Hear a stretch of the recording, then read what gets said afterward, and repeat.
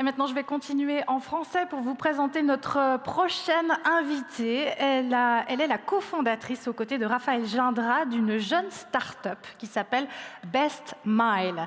Best Mile a un leitmotiv, c'est Optimizing Mobility. Le but, c'est donc de révolutionner la mobilité pour en faire une mobilité plus actuelle, une mobilité moderne, une mobilité autonome qui peut ensuite fonctionner en flotte, une flotte intelligente. Cette idée, elle l'a eue pendant ses études, des études qu'elle a faites à l'EPFL en génie civil avec une spécialisation dans la planification des transports qui lui ont permis de devenir ensuite experte en prestations de mobilité. Voici tout de suite une présentation de son entreprise et de sa CEO. Trains bondés, routes encombrées. Le trafic saturé pose des défis majeurs aux villes dans le monde entier. Mais comment les voyageurs, de plus en plus nombreux, peuvent-ils atteindre leur destination efficacement sans nuire au climat et à la qualité de vie? Best Mile apporte une réponse révolutionnaire à cette question. La solution logicielle développée par la start-up suisse permet aux véhicules avec et sans conducteur de fonctionner dans des flottes coordonnées et optimisées. Les opérateurs de transport, les conducteurs et les voyageurs sont interconnectés via une plateforme d'orchestration. Des algorithmes avancés de dispatching et de routage organisent des trajets partagés à la demande, garantissant à la fois le confort et l'efficacité et participant ainsi à la réduction des embouteillages et de la pollution. Ce logiciel sophistiqué a été développé en 2014 par Raphaël Gindra et Anne Mélano, tous deux originaires de Lausanne. Anne Mélano a déjà géré auparavant 2 des premiers projets de mobilité autonome en Europe. Cette diplômée en génie civil et experte reconnue en matière de services de mobilité a ensuite cofondé Best Mile. Depuis, l'entreprise a conquis de nouveaux clients et s'est implantée dans le monde entier. Au total, 55 collaborateurs de 18 nationalités travaillent désormais quotidiennement sur la vision de Best Mile. Révolutionner la mobilité actuelle et redonner aux villes leur qualité de vie. Merci d'accueillir la fondatrice de Best Mile, Madame Anne Mélano.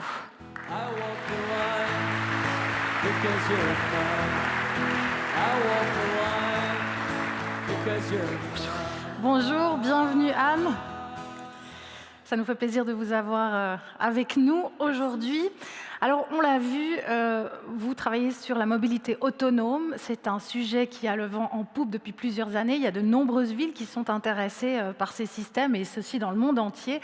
Et malgré ces nombreux atouts, vous avez subi la crise liée au Covid de plein fouet. Comment ça s'est passé ? Disons que nous, on développe du logiciel avec un business model qui est lié à l'utilisation de notre logiciel. Donc forcément, l'utilisation du logiciel est liée à l'utilisation des services de transport.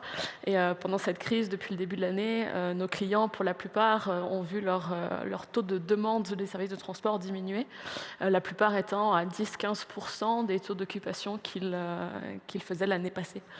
En plus de ça, tous les projets vraiment d'innovation, donc ça c'était plutôt la partie, parce qu'on ne fait pas que du véhicule autonome, on fait aussi du véhicule conduit.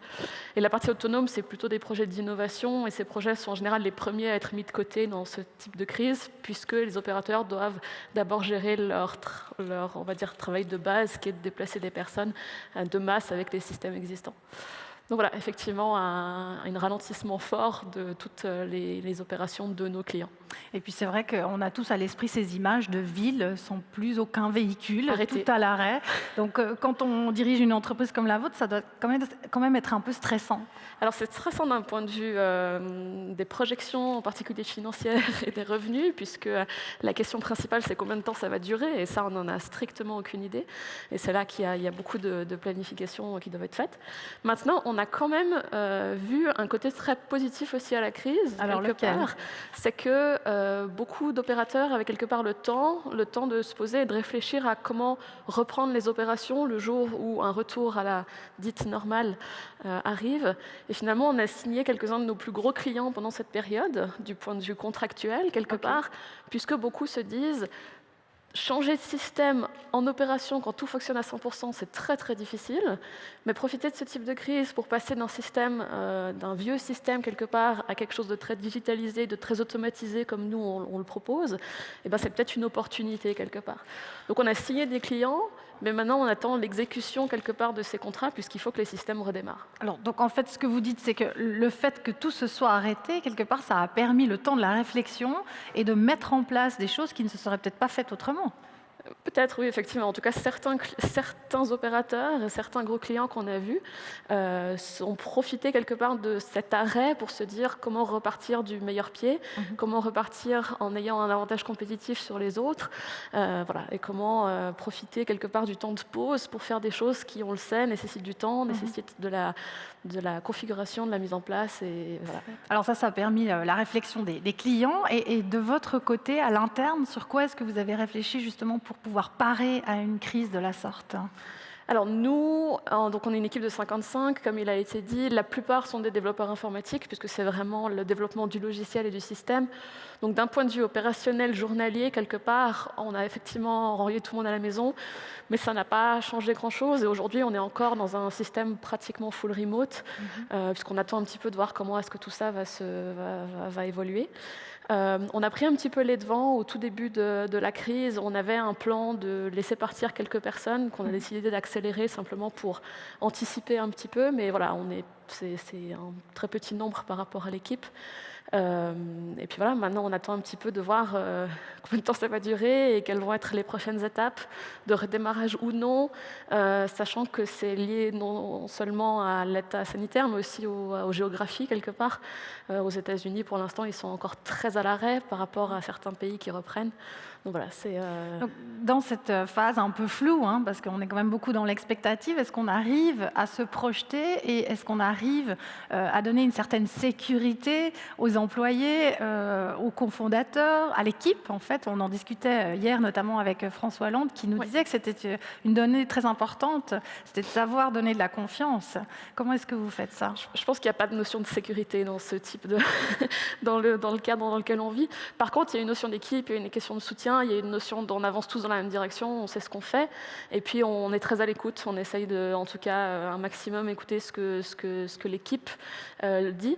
Ce qui est assez étonnant, c'est que quelque part, on a mis en place dans notre société depuis 3 ans maintenant ce qu'on appelle un INPS, donc on teste quelque part le niveau de satisfaction de l'équipe avec une question qui est assez simple, qui est: est-ce que vous recommanderiez la société à vos amis pour y travailler? Donc je ne vais pas vous expliquer tout le système, mais en gros, à 0, c'est qu'il y a autant de détracteurs que de positifs, à plus 100, c'est tout positif. On était autour d'une moyenne de 40 ces dernières années et on est monté à 80 sur ces 2 derniers trimestres, parce que les gens ont retrouvé une certaine qualité un équilibre travail-vie chez eux, ne font pas les trajets et puis sont tout autant à fond, mais dans des circonstances un petit peu différentes. Bon, c'est peut-être aussi la force des startups, d'avoir ce côté plus équipe où on peut communiquer avec chacun, où on peut vraiment avoir un rapport. Alors on a vraiment mis des choses en place. Avant, on se voyait pratiquement tous les jours au bureau. Maintenant, tous les 2 jours, on a des management stand-up. Donc toute l'équipe de management, quelque part, on a une demi-heure tous les 2 jours où voilà, on est juste ensemble, on se parle, on dit qu'est-ce qu'on a fait les 2 derniers jours, qu'est-ce qu'on fait les 2 prochains, qu'est-ce qui bloque, avec qui on doit causer. Voilà, tout ça, ça permet aussi de garder une certaine unité et cohésion au sein de l'équipe qui, pour certains, on ne les a pas vus depuis 6 ou 7 mois. Ah oui, j'ai une collègue qui habite à Milan, donc elle a été la première touchée et à rester chez elle. Et je ne l'ai toujours pas revue depuis le mois de Par Zoom. Oui, voilà, par Zoom, voilà. Je veux dire en physique.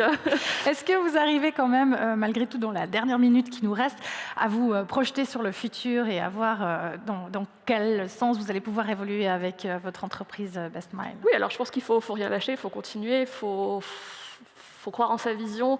Et puis par contre, ce qui est important, je pense, c'est de s'adapter sans forcément pivoter, mais s'adapter à la situation actuelle.